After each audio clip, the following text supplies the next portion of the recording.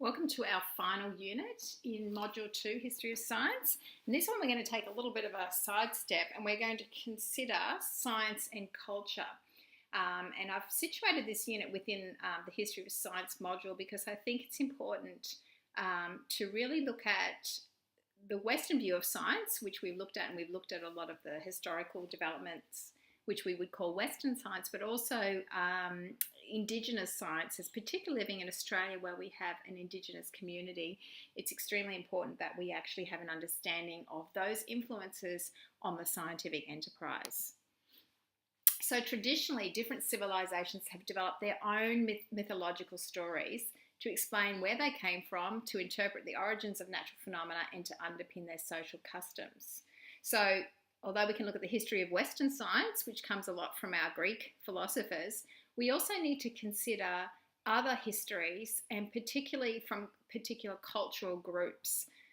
So these forms of knowledge integrate everyday experiences and metaphysical imaginings into a coherent and powerful belief system, which satisfies intellectual, social, and psychological needs. Now, as we go through this unit, I think it's really important to reflect upon some of our criteria for science we talked about in Module 1.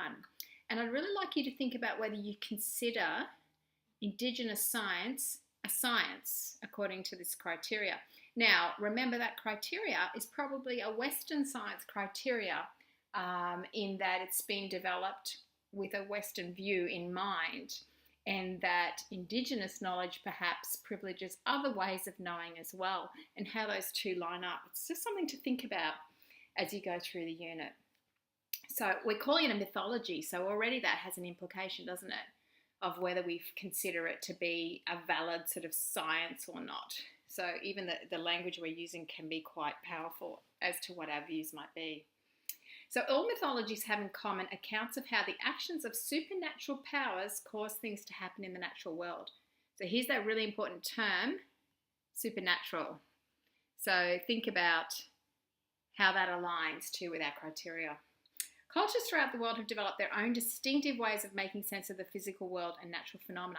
And remember, these cultures also only had access to limited empirical evidence. So because we didn't have many of the technologies we have now, we could only rely on, just as Aristotle did, what he could observe. Okay, and that sphere of observation was quite limited.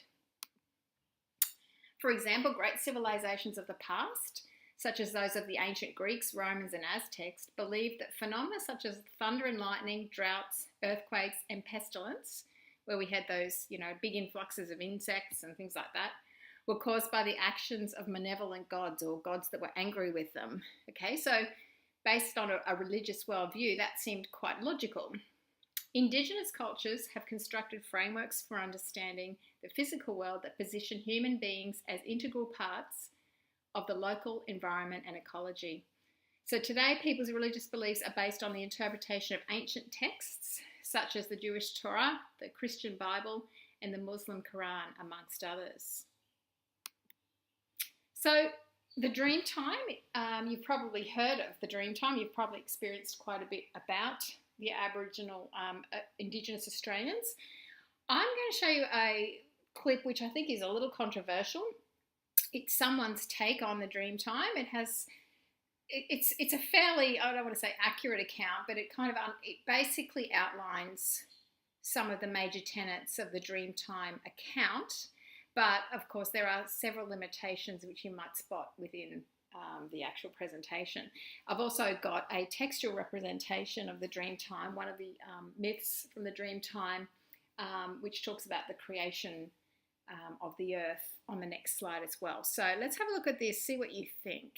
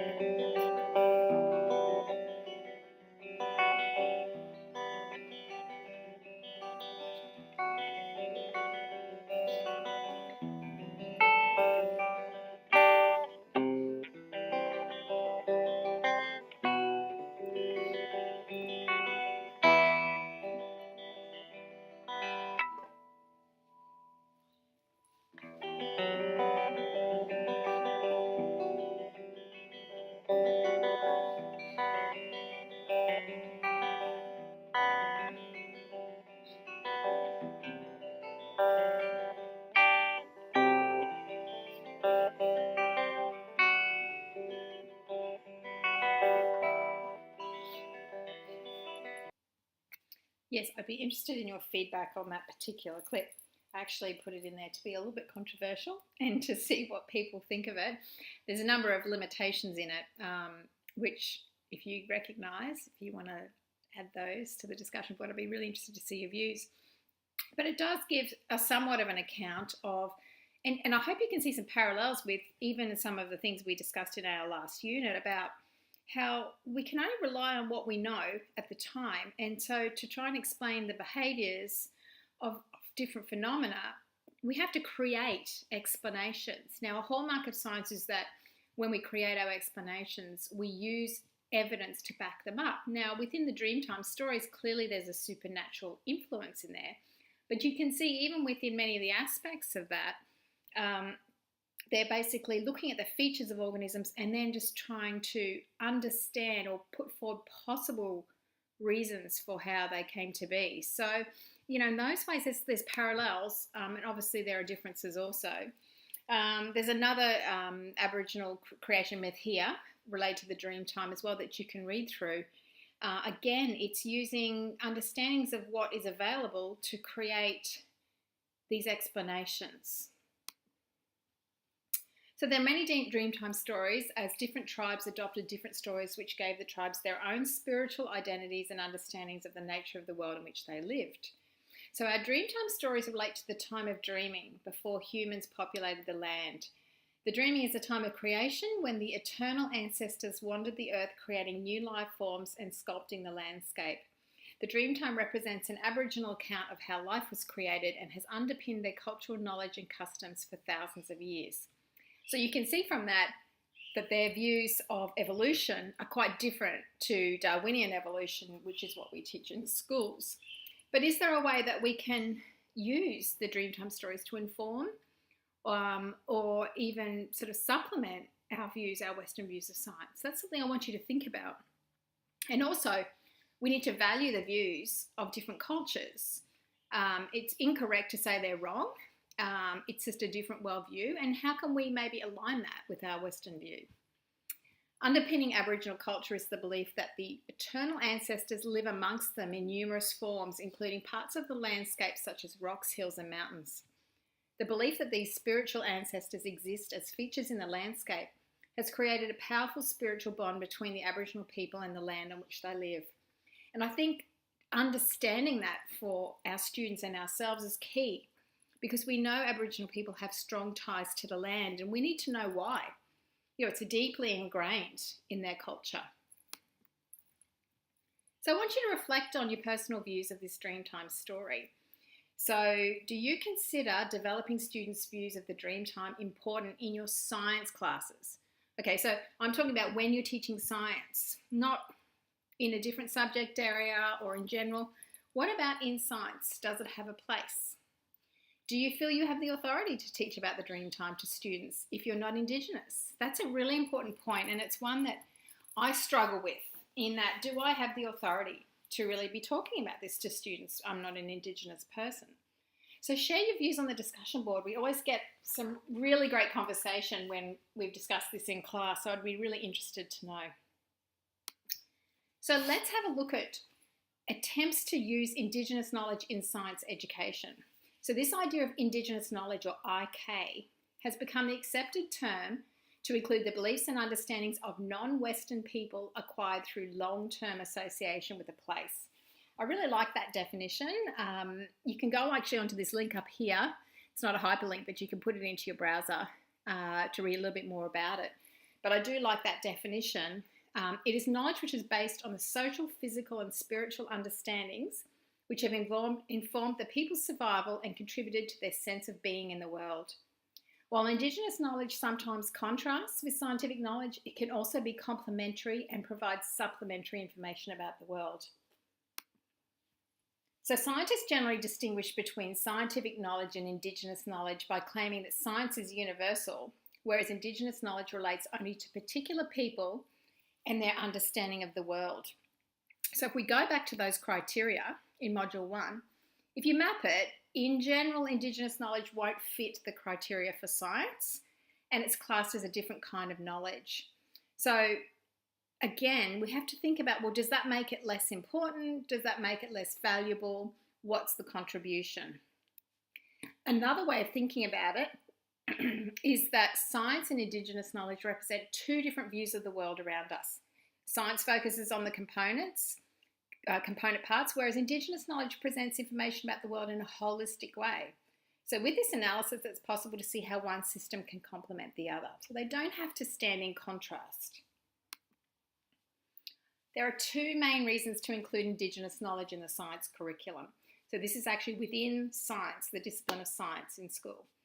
The first one is by introducing students to the concept of Indigenous knowledge in their science education. They will have an increased awareness of Aboriginal culture and identity, which is important.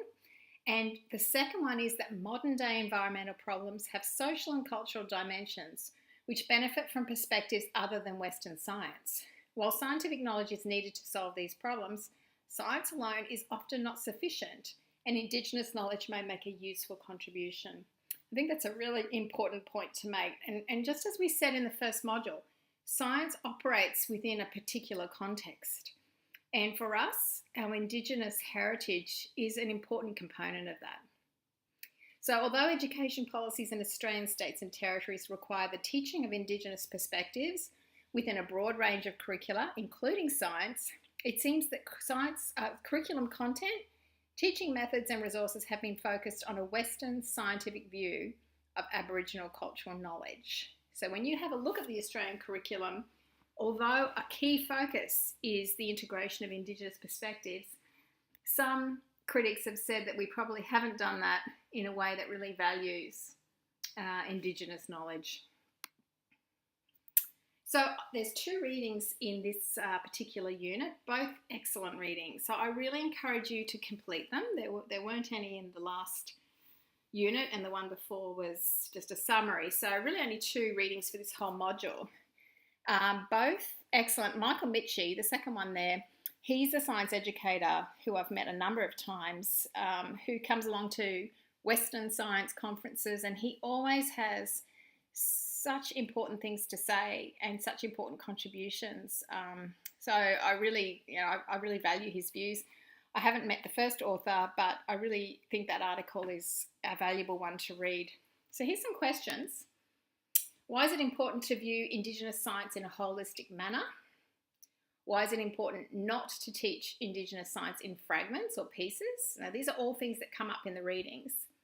What is your view on the incorporation of Indigenous perspectives in the science classroom? Is it important, and why? You may think, well, actually, no, I don't think it should be in there. Tell me why you think that. Have your views of Indigenous science altered as a result of engaging with these materials? So really be honest. You're entitled to your views. I'd be really interested to think and see how you conceptualise this. If you could share your views on one or more of these points, please do so on the discussion board. So we have now completed Module 2. Once you've done those readings, you can do your second quiz now. That quiz will be available, or should be available now, on Learning at Griffith. So Quiz 2, History of Science, ready to go once you feel confident with these materials. And most importantly, I'm sure for you, we're going to look at our second portfolio item. So that item requires you to design a mini PowerPoint presentation. So just 10 to 12 slides to address the following Australian curriculum content descriptor. So that's why in the previous unit I said locate that year 7 in the curriculum. So here's our content descriptor in the Nature and Development of Science substrand. So you find this one in the Science as a Human Endeavour strand, and then you'll be able to sort of weed down to find this one. Scientific knowledge changes as new evidence becomes available, and some scientific discoveries have significantly changed people's understanding of the world. Now, I want you to choose one of these elaborations that I've got here. There's 2 listed. Pick one. So one is investigating how advances in telescopes and space probes have provided new evidence about space. Or you can look back at a more historical one, researching developments in the understanding of astronomy, such as the predictions of eclipses, calculation of the length of the solar year, etc. So I want you to give me a little overview It needs to be age appropriate. So junior secondary, around that year 7 to 10. Scientifically accurate is important. You might want to go back to the introductory course introduction module, and there's a nice designing PowerPoint presentations resource there that you can use. So let's have a look at a couple of these. So here's the first one, and this one you can see here they picked this descriptor: developments in the understanding of astronomy's prediction of eclipses. I can put it on slideshow. So this is a good thing to do, telling me which descriptor it's going to match. A little bit about the actual philosopher himself, his career, what did he achieve. Talks about the developments, how he did this, who did he influence, and some references. Now that's a really useful thing to put at the end here, so I know where you got your information. Quite nicely presented. Quite a good job. That one did fairly well.